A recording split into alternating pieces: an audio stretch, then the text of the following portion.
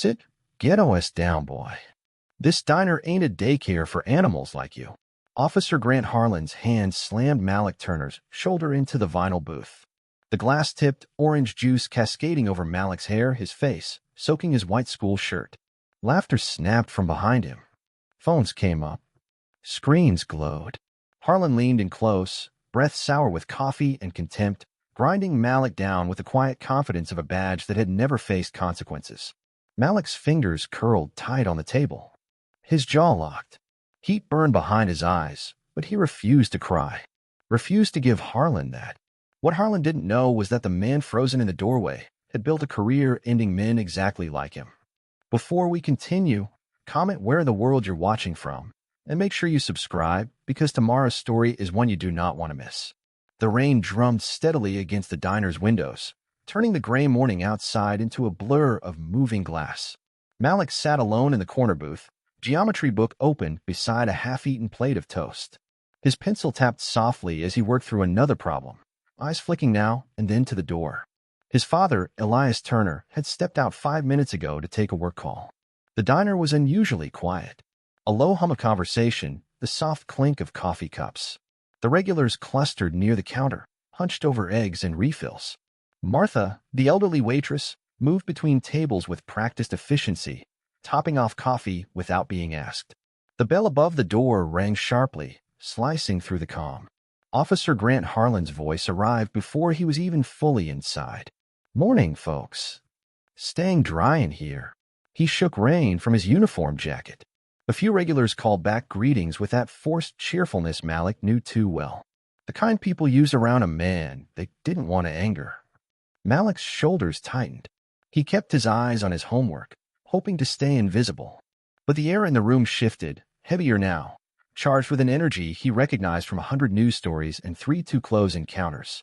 Heavy boots squeaked on the linoleum as Harlan made his way through the diner, clapping shoulders, trading jokes. "Bill, how's that knee?" "Jimmy, tell your boy I'm still waiting on those Patriots tickets he promised." The squeak of those boots grew closer. Once past, then back. Slower this time. A shadow fell across Malik's textbook. "Well, what do we have here?" Harlan's voice dripped with exaggerated curiosity. "Ain't it a school day, son?" Malik looked up, keeping his face neutral even as his stomach nodded. "No, sir. Teacher Development Day at Jefferson High." Harlan's smile widened, but his eyes stayed flat and cold.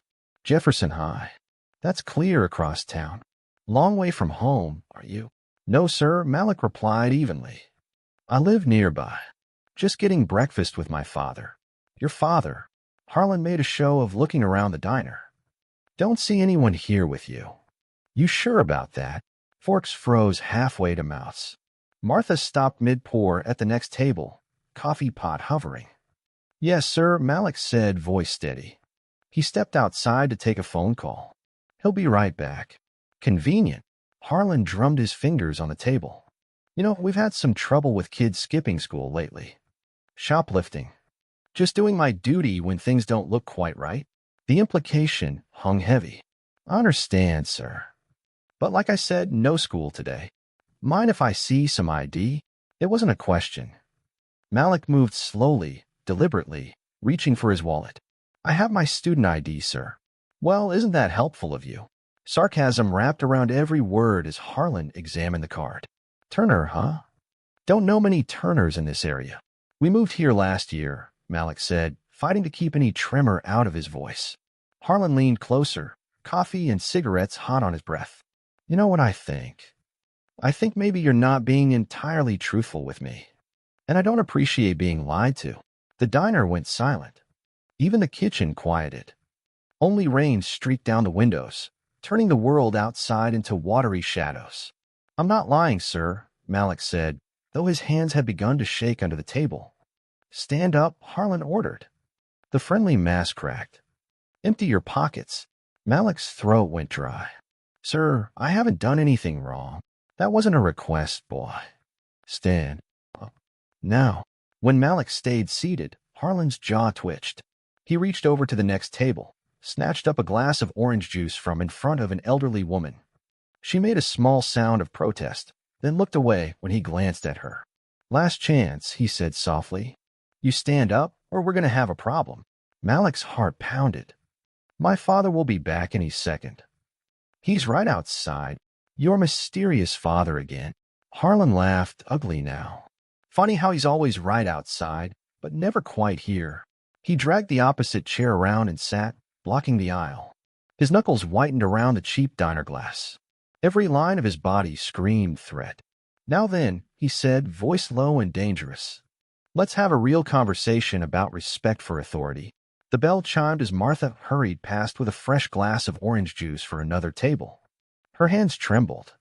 She didn't look at Harlan. You know what your problem is? Harlan's voice rose, filling the diner. Kids like you don't learn respect anymore. Nobody teaches it the old-fashioned way. Malik stared at his homework, trying to make himself smaller. The equations blurred. Sweat beaded on his forehead. Look at me when I'm talking to you, boy. When Malik didn't respond fast enough, Harlan snatched the textbook and tossed it onto the next table. That's better. Now we can have a proper conversation about manners. The room was cemetery quiet. Even the kitchen staff watched through the service window. Sir, Malik managed, barely above a whisper. I haven't done anything wrong. There you go again. Talking back. Harlan turned to the diner. See what I mean? No respect. Guess somebody's got to teach these lessons early, right, folks? A few nervous chuckles. Most customers stared at their plates. Martha clutched her coffee pot like a shield. Harlan lifted the orange juice. You know what my daddy used to say? Sometimes the best lessons leave a mark. His free hand clamped down on Malik's shoulder, fingers digging into muscle hard enough to make Malik wince. There was no pretending now. This wasn't about law. It was about power. Stay still, Harlan whispered. This is for your own good. Cold orange juice splashed onto Malik's forehead, running down in sticky rivulets. Harlan poured slowly, deliberately, making sure everyone could see. Juice soaked Malik's hair, dripped down his neck, spread across his white shirt in bright stains. Someone snickered. A camera flash popped. More phones rose. Malik's chest tightened with each breath, not from fear, but from crushing humiliation. Dozens of eyes watched. Nobody helped. Harlan leaned in, breath hot at Malik's ear. Next time you want to act smart, remember this. Remember how it feels when nobody helps you. Remember what happens when you forget your place. Outside, under the gray sky, Elias Turner paced the sidewalk, phone pressed to his ear. He was wrapping up the last details of a case, but something in his gut had started to twist. Back inside, juice dripped from Malik's chin. His homework was ruined, pages soggy and stained. His backpack was splattered. Anybody else getting thirsty? Harlan called, straightening. His grip stayed heavy on Malik's shoulder. Maybe we should order another round. Make sure the lesson sinks in. More phones. Some low and secretive, others held high. Malik sat perfectly still. His hands lay flat on his thighs now, knuckles white. Shame burned his face, but beneath it, something harder began to form. A quiet, solid anger. Nothing to say. Harlan pressed his fingers deeper into Malik's shoulder. That's probably smart. Very smart. I got plenty more juice if you change your mind. The rain outside grew heavier, drumming on the roof. It almost drowned the bell as the door swung open. Elias stepped inside, phone still in his hand, and froze. His son, drenched in orange juice. A white cop's hand clamped on Malik's shoulder. Phone's recording. Silent witnesses. A small puddle of juice spreading across the table. The plastic of his phone case creaked under his tightening grip. The diner seemed to hold its breath as Elias took it all in. The drip of juice from Malik's chin, the smirk on Harlan's face, the averted gazes, the heavy hand pressing his son down. He moved with controlled precision, every step measured. 20 years of FBI training lived in the way he walked, the way his face stayed neutral while fury burned underneath. Remove your hand, Elias said quietly, stepping between Harlan and Malik. This is police business. Step back, sir. Harlan's fingers dug in harder, making Malik flinch. Elias's hand closed around Harlan's wrist. Not a grab, just precise pressure on precise points. A steel trap disguised as calm contact. I won't repeat myself, he said. Harlan tried to yank free. His other hand dropped toward his weapon belt, but Elias was already moving. A twist to the captured wrist, A shift of weight, and Harlan's fingers tore away from Malik's shoulder. "That's assault on an officer," Harlan snarled, face reddening as he realized he couldn't break the hold. "Section 43.2 of your department's use of force policy," Elias said evenly, "prohibits physical contact with minors absent immediate threat." "You're out of bounds, Officer Harlan." The use of his name stalled Harlan. His eyes narrowed. "Furthermore," Elias continued, "your actions violate state statute on assault and battery of a juvenile." "That's before we discuss the civil rights violations." Harlan shoved forward. Elias absorbed the hit, pivoted, and turned the wrist hold into a clean arm lock taught in advanced FBI defensive tactics. "Don't." One word, heavy enough to freeze Harlan mid-struggle. "Your body cam is running," Elias said softly. Timestamp 8:47 a.m., Riverside Diner. Multiple witnesses. Multiple recordings. "You think you know something about police work?" Harlan hissed. "You have no idea who you're dealing with." Elias shifted his jacket just enough to reveal his credentials. "Special Agent Turner." "And I know exactly who I'm dealing with, Officer Grant Harlan. Badge number 2276. 3rd Precinct. Under Captain Michael Walsh." Color drained from Harlan's face. "I know about the 3 excessive force complaints in your file. I know about the equipment malfunction last month that wiped another body cam recording. And I know exactly what your camera caught today." He released the hold with professional precision. "Step away from my son." Harlan stumbled back, rubbing his wrist. His swagger flickered. "This isn't over," he muttered. "You're right," Elias replied calmly. "It's just beginning. Now leave." Their eyes locked. For a moment, Harlan's hand twitched toward his weapon, but Elias's steady gaze stopped him cold. Any escalation now would end his career. Desperate to save face, Harlan slapped a 20 on the counter, as if paying for the juice erased what everyone had seen. "You people think you're so special," he spat, backing toward the door. "Think you can come into my town and—" "Officer Harlan." Elias's tone cut through the air like ice. "Leave. Now." The bell above the door jangled violently as Harlan shoved it open and stalked into the rain. Through it all, Malik hadn't moved. Juice still dripped from his chin, but he sat straighter now, eyes fixed on his father with a mixture of shocked pride and something like relief. The rain drummed on the roof of Elias's black sedan as he guided Malik across the parking lot, shielding him from both the weather and the eyes still watching through the diner windows. At the trunk, Elias pulled out a gym bag with a clean shirt and towels. "Here." His voice was gentle now. "Let's get you cleaned up." Malik's hands trembled as he wiped juice from his face. The sweet citrus smell had turned sour, clinging to his skin like the memory itself. Elias helped quietly, dabbing the places Malik missed. "I'm sorry, Dad," Malik whispered. "You have nothing to apologize for," Elias said immediately. "You did everything right. You stayed calm. You didn't give him what he wanted. I'm proud of you." Across the street, inside his idling cruiser, Officer Harlan watched them through the rain-streaked windshield, knuckles white on the steering wheel. Rage and fear mixed in his chest. He pulled out his phone with shaking fingers and dialed a number he rarely used directly. "This better be important, Grant," Sheriff Wade Collins answered. "We've got a problem," Harlan said. "That kid at the diner? His father's FBI. He knows things, Sheriff. About the department. About me." "Did you strike him?" Collins asked. "No." "Discharge your weapon?" "No." "Then calm down," Collins said, voice suddenly iron. "This isn't the first Fed who's tried to play hero in our county.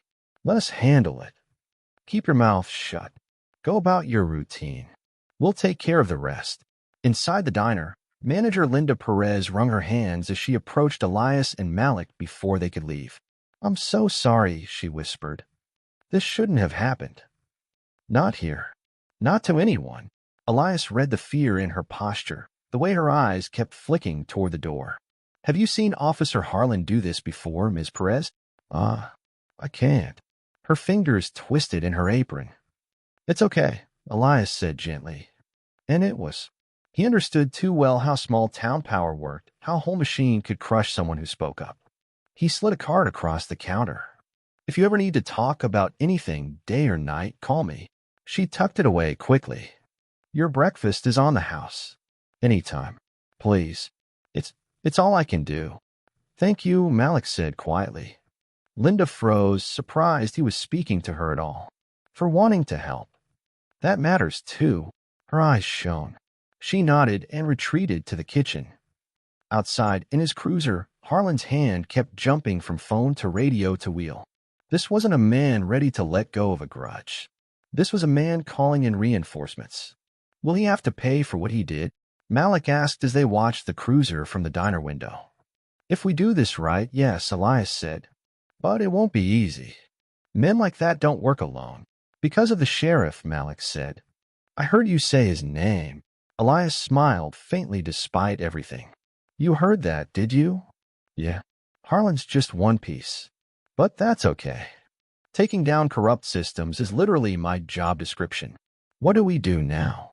Now we document everything while it's fresh, Elias said. Then we start building a case. Proper channels first. But we keep our eyes open for when those channels fail. When not if. Can you trust me on that? He asked. Always, Malik said. That night, the clock in their kitchen read 9:47 p.m. when Elias set down the last dry plate. Outside, a patrol car rolled slowly past their house, headlights off, engine barely audible. You're watching the shadows, Elias said, noticing Malik's eyes on the window. Is that wrong? No. But we need to be smart, not scared. Are they going to come after us? Malik asked. They might try to intimidate us, Elias said. Drive-bys. Parking outside too long. Classic pressure tactics. As if on cue, another cruiser crept by and stopped across from their driveway, engine idling. What do? We stay calm. We document everything. Elias lifted his phone. Time, car number, how long they sit there. It all builds the case. The crash came without warning. An explosion of glass from the living room. Elias tackled Malik to the floor behind the kitchen island as shards rained across the hardwood. Something heavy thumped onto the carpet. Brick. Duct taped to a folded piece of paper. 2 words in black marker. Back off. They're trying to scare us, Malik said, voice tight. They're trying, Elias agreed, already taking photos of the brick, the note, the shattered window. But they just made a big mistake. Footsteps crunched in the wet grass outside. Shadows moved near the back fence. Call 911, Elias ordered. Then my supervisor. Speed dial 3. Stay low. Keep talking. He slipped into the darkness of the yard. 2 figures bolted when they saw him. He chased the closer one, tackling him by an oak tree. Streetlight revealed a deputy's uniform and a young, terrified face. Badge number, Elias said, applying just enough pressure to make his point. 4227, the deputy gasped. Please, they made me. Listen carefully, Elias said, voice icy. You're going to leave. You're going to tell Sheriff Collins that if anything happens to my son, anything, I will burn your entire department to the ground. Clear. The deputy nodded so fast his teeth chattered. Here in. Real sirens approached now, responding to Malik's call. On the phone with his FBI supervisor, Elias's voice was calm but hard. Local law enforcement is actively threatening a federal agent's family. I have evidence of coordination, intimidation, property damage. I'm escalating to federal level. Once we do this, there's no going back, his boss warned. That whole department will turn hostile. They already have, Elias said. But now they're getting sloppy. We can use that. 30 minutes later, a protective detail was on the way. Elias and Malik picked up glass together, Malik's hand steady. They think they can scare us, Malik said. They think a lot of things, Elias replied. And they're wrong about all of them. By morning, their house had become a crime scene, in the best way. Elias walked Malik through everything, bagging the brick with gloves, dusting for prints, photographing boot prints by the fence, casting tire tracks where the cruiser had sat on the lawn. Size 11, Elias noted, measuring. Department issue boots. That narrows it down. They drove to a storage unit on the edge of town. From the outside, it looked ordinary. Inside, it was a war room, folding table, laptops, a corkboard already webbed with photos and strings. I set this up the moment I saw Harlan's face in that diner, Elias said. On the board, Officer Grant Harlan's photo sat in the center, connected to Sheriff Collins, complaint records, suspicious traffic stops, property seizures. Now Elias added photos of the broken window, the brick, the patrol cars outside their house. On his laptop, he pulled up Harlan's body cam logs. Here, he said, diner incident. Report says equipment malfunction, but the server logs show manual deletion. They tried to erase it, Malik said. Tried being the key word. Elias traced more lines across the board. Property records, cash deposits, shell companies. Every corrupt system leaves fingerprints.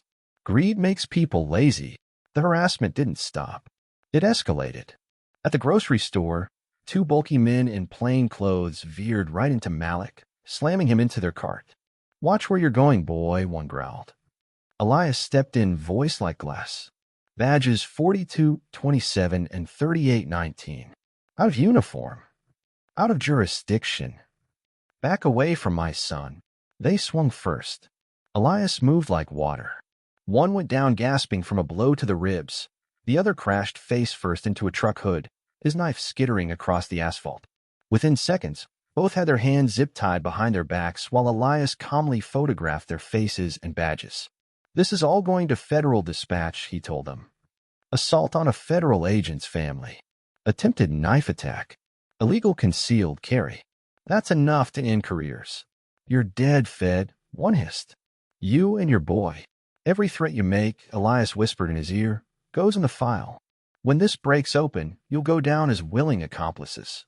Not just following orders. Think about that. They got worse. A black SUV tailed them later, ramming their car on a side street in the rain. The men who climbed out weren't local. No badges. Ex-military posture. Contractor eyes. They came at Elias with a gun in bare hands.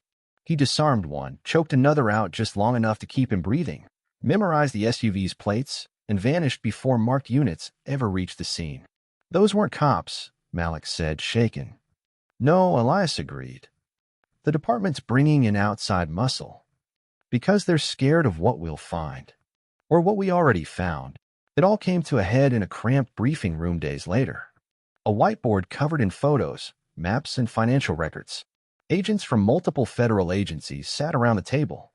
Officer Grant Harlan isn't just a racist with a badge, Elias said, tapping Harlan's photo. He's muscle for a larger operation run straight through Sheriff Collins's department. Bank statements appeared on the screen. Regular cash deposits, just under reporting limits. Property transfers signed off personally by Collins. Shell companies buying seized homes and businesses after problem owners suddenly decided to sell. They hit specific communities, Elias explained. People least likely to fight back. Those who do get what my son got, humiliation, threats, pressure. If that doesn't work, they escalate. Supervisory Agent Thompson walked in with a stack of warrants. Judge just signed. Collins and his crew are moving product and cash tonight at the old Miller warehouse. We hit them during the exchange. Elias geared up with the others, but unease tugged at him. In the rain-slick darkness outside the warehouse, that unease exploded into reality. The place was too quiet. Thompson's voice crackled over the radio. 2 minutes to breach. Hold, Elias whispered, raising a fist as his team crept toward a side entrance. Floodlights snapped on, blinding white. 3-round bursts of gunfire chewed the concrete at their feet. Ambush, Elias shouted, diving for cover and pulling Agent Wells down with him. Elevated shooters had them pinned from 2 sides. Someone had fed their plan back to Collins. Smoke. Screams. Controlled chaos. Inside, a fire roared as document crates went up in flames. Explosions rocked the building. Agents dragged the wounded out while parts of the roof collapsed. Hours later, footage of the burning warehouse filled every local channel. Gang-related violence, Officer Harlan told the cameras smoothly. Criminals targeted a storage facility. Certain federal agents have been pursuing a vendetta based on personal grudges. The real threat is organized crime, not law enforcement. At home, dried blood on his temple, ribs screaming, Elias watched the spin with Malik. They're saying it was gangs, Malik said. That you were wrong. That you made it worse. Was it worth standing up to them? Elias turned off the TV, cutting Harlan's smirk in mid-sentence. Nothing is worse than staying silent, he said. Nothing is worse than letting them win because fighting back is hard. The next morning, in a cheap motel room under a different name, he started over. On the wall, a new board, even more detailed. Harlan, Collins, deputies, shell companies, property records, cash flows. A burner phone buzzed with a secure message from his supervisor. Internal Affairs calling the warehouse a training accident. Local PD denying everything. How do you want to proceed? Elias typed back. Let them think they won. Going dark. He powered down his official phone, turned on a burner, and opened backdoor databases old contacts had shown him years ago. Agent Sarah Chin arrived an hour later. Malik's secure, she reported. Safe house. No digital trail. He's worried about you. He deserves the truth, Elias said. No more pretending he's not in this. Sarah studied the board. You're shifting tactics. They think burning that warehouse killed our case, he said. That's pride. Pride makes people stupid. He pointed at a repeating pattern in the financials. Big movements of cash every 3 months, always after major seizures, always tied to the same hidden accounts. Next exchange is in 2 weeks, Sarah said. They'll be desperate to clean up after that fire. We won't hit them with a task force this time, Elias replied. No big raid for them to sniff out. Small team. Off book. We let them walk into their own trap. 2 weeks later, rain hammered metal roofs at an old industrial dock complex. Flickering security lights turned puddles into shifting mirrors. From a concealed perch, Elias watched through high-powered binoculars. His ribs ached, but he barely felt it. 3 unmarked SUVs rolled in. 2 police cruisers followed. Officer Grant Harlan stepped out, rain bouncing off his tactical vest. Deputies fanned out into guard positions. A second convoy arrived. Sheriff Collins. Men in suits with briefcases. The whole rotten core of the operation in one place. Target confirmed. Elias whispered into his comm, all units maintain position. Cameras rolling. They had eyes everywhere.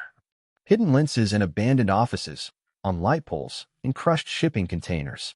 Whatever happened here wouldn't burn. It would live stream to encrypted servers states away. Under the shelter of the loading dock, cash and drugs changed hands. Duffel bags unzipped. Bundles counted. Samples tested. The routine of corruption played out like a rehearsal they'd done 100 times. Then one jittery lookout, already on edge from rumors of a rogue Fed, thought he saw movement in the dark. He fired into the shadows. Order shattered. Execute, execute, execute, Elias snapped. Flashbangs detonated in a rolling wave, turning rain into white fire. Federal agents emerged from shadows and corners, from behind trucks and through side doors, moving with lethal professionalism. Deputies fumbled for weapons. Some fired blindly. Others dropped their guns the moment they saw the vests and heard the commands. Elias vaulted a low barrier and met Deputy Rogers, Harlan's right-hand man, head-on. One elbow to the nose. One knee to the gut. Rogers crumpled. Another deputy swung a baton. Elias stepped inside his arc, twisted his arm, and dropped him flat. In the chaos, he kept his eyes on one thing, Harlan. The officer bolted between containers, slipping in ankle-deep water, his earlier swagger gone. Elias angled his pursuit, letting Harlan think he had an escape route. Rain poured harder, filling the space with sound. Harlan glanced back, desperate, and ran straight into Elias. They hit chest to chest. Harlan stumbled back, wild-eyed. You, he started, but the word turned into a roar as he threw a punch. Elias deflected, ignoring the stab of pain in his ribs, and drove his knee into Harlan's solar plexus. Air left Harlan's lungs in a harsh grunt. Elias spun, hooked his hip, and flipped Harlan onto the concrete. Water splashed up around them. Harlan writhed, reaching for Elias's gun. Elias trapped the wrist and twisted. That's assault on a federal agent, he said calmly over Harlan's cry. You're just stacking charges now. The sheriff will shut this down, Harlan rasped. We own this town. You can't touch us. Sheriff Collins is already in custody, Elias replied, snapping cuffs onto Harlan's wrists. Look around. Your protection's gone. Federal lights washed over the scene now. DA, FBI, state investigators.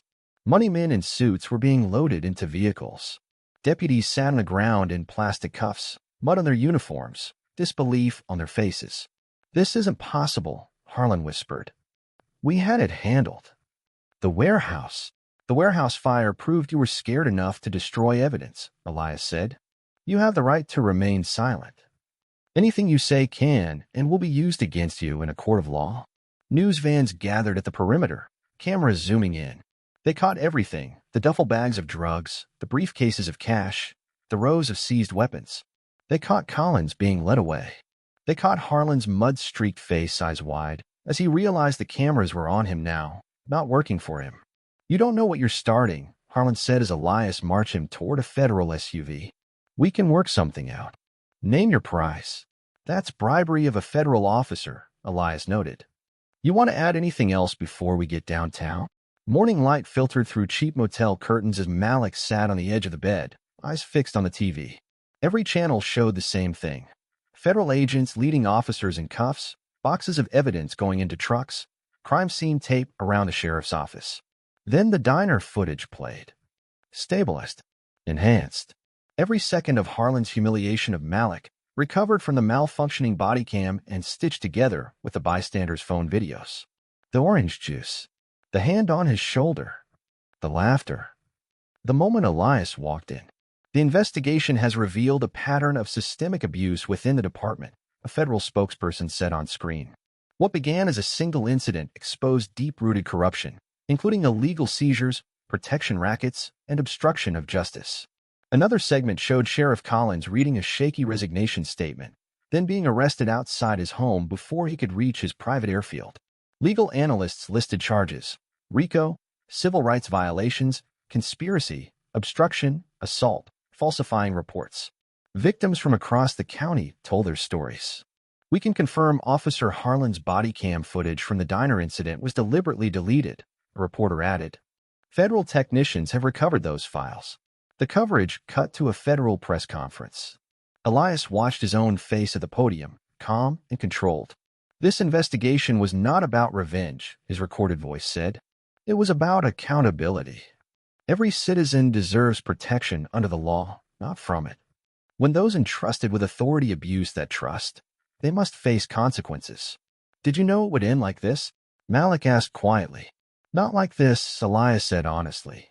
"But I knew once we pulled on the right thread, the whole thing would unravel. Corruption only works in the dark." The diner footage played one last time, now side by side with images of Harlan in cuffs and Collins' house being searched. The story had flipped.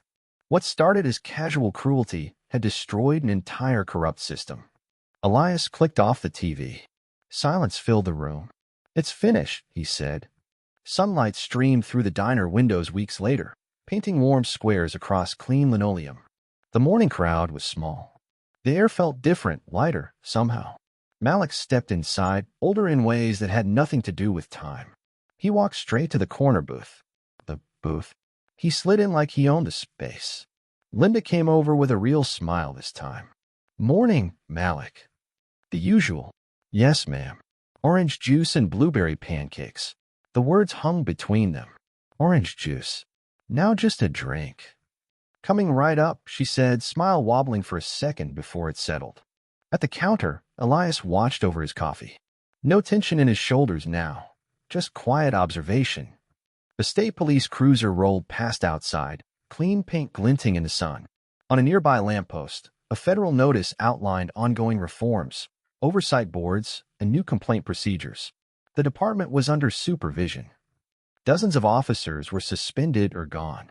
New recruits were being trained under new rules. Change came slow, but it had started. Linda set a glass of fresh orange juice in front of Malik. "On the house," she said softly, "for what you went through. For speaking up without even saying a word." "Thank you," Malik said. He met her eyes. "For trying to do better." "That matters too." He took a sip. "Just juice. Sweet, cold, simple." Elias joined him at the booth. Up close, Malik's posture told its own story. He wasn't shrinking anymore. He filled the space. "How are the pancakes?" Elias asked. "Good," Malik said, then glanced at the half-empty glass. "Everything's good." They ate in comfortable silence, the everyday sounds of the diner wrapping around them, plates, quiet conversations, the bell over the door. Outside, life moved on. Kids walked to school. People went to work. The town breathed in a new reality where badges came with accountability, and justice wasn't just a word on a wall. Dad, Malik said at last. Was it worth it? All of it.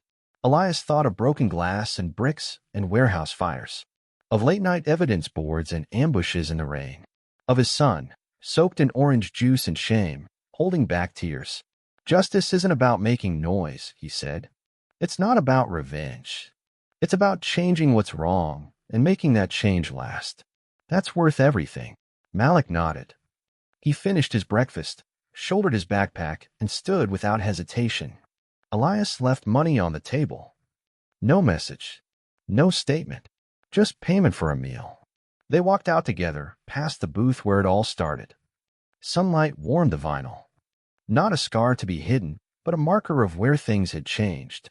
The bell chimed softly as they stepped into the crisp morning air, father and son walking side by side, stride for stride, into a future they had helped reshape.